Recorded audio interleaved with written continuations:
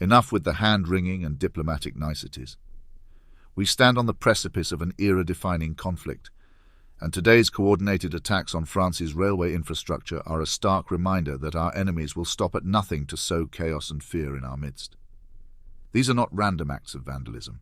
They are deliberate, calculated acts of war orchestrated by the Kremlin. The message is clear. Putin and his cronies believe they can strike at the heart of Europe with impunity. It is high time we prove them wrong. This isn't an isolated incident, but part of a broader pattern of aggression that has seen Russia annex Crimea, interfere in democratic elections, and deploy chemical weapons in the United Kingdom. More recently, since the renewed assault on Ukraine and the failure to take Kyiv, Russia has escalated its campaign of sabotage across the European Union. We've seen arson attacks on critical infrastructure, coordinated cyber attacks, and attempts to undermine the delivery of military aid to Ukraine. From the Baltic states to Germany, Poland, and now France, the Kremlin's hand is evident in a series of aggressive actions designed to destabilize and intimidate. NATO was founded on the principle of collective defense. Article 5 of the NATO Treaty states unequivocally that an armed attack against one member is an attack against all. If this brazen act of sabotage does not constitute an armed attack, then what does? France has been attacked, and it is our duty, our obligation, to respond with overwhelming force. We must invoke Article 5 immediately and mobilize our full military might to defend our alliance and our values. The time for half measures and cautious diplomacy is over. We must unleash the full spectrum of our military capabilities against the Russian state.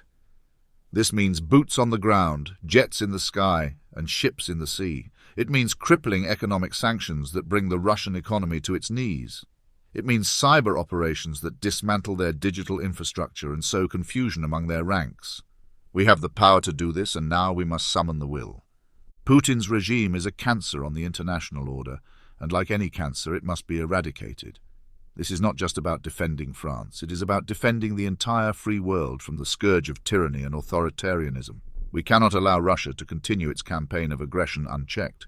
The future of our world depends on our ability to stand united and resolute in the face of this existential threat.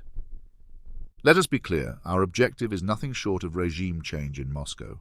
Putin and his inner circle must be removed from power, and the Russian state must be restructured to prevent any future aggression. This is not a call for vengeance, but for justice.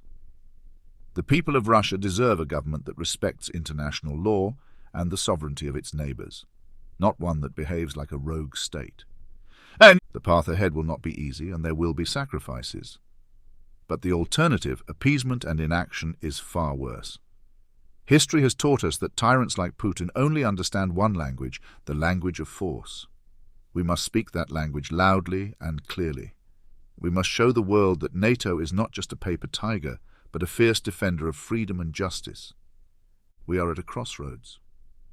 The decisions we make today will shape the future of our world for generations to come.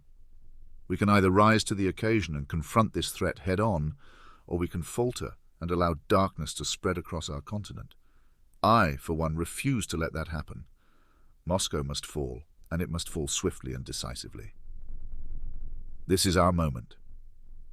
Let us seize it with both hands and show the world what it means to stand for freedom, justice, and the rule of law. NATO, the time to act is now. Invoke Article 5, mobilize our forces, and bring the fight to Putin's doorstep. Our future depends on it.